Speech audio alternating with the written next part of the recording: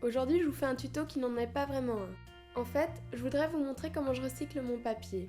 Et ce sera à vous de modifier la technique selon votre matériel. Les bases me viennent d'un youtubeur américain au nom imprononçable que je vous mettrai en barre d'infos. Donc moi je déchire et trie mes papiers avant de commencer, par facilité. Puis je les mets dans un mixeur avec de l'eau. Je vous conseille d'en mettre beaucoup pour ne pas avoir de petits morceaux et aussi pour préserver votre mixeur. Ensuite, je verse ça dans un bac rempli d'eau. Et la première fois, il faut mettre un peu plus. Pour créer votre tamis, utilisez 2 cadres photos entre lesquels vous glisserez une moustiquaire et faites tenir le tout par des pinces à dessin. Mélangez un peu pour que la matière se décolle du fond, puis récupérez-la avec le tamis.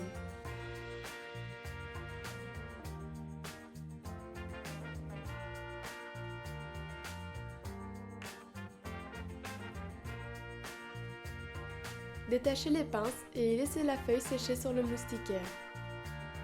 Moi je profite du tamis pour éponger l'eau hors de la feuille et ainsi accélérer le processus de séchage. Une fois que le papier aura posé quelques minutes, vous pourrez enlever le tamis. Alors, au début je plaçais mes feuilles sur des pochettes plastiques pour ne pas mouiller le sol, mais maintenant je les pose sur une grande nappe plastifiée pour éviter les autres défauts.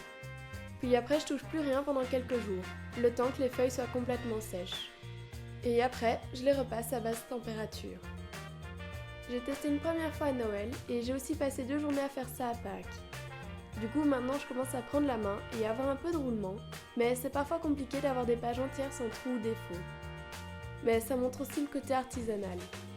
Donc au final, je pense que c'est accessible à tout le monde et qu'il faut juste du temps et aussi beaucoup d'espace. Je vous conseille aussi de récupérer les restes avant de vider le bac d'eau.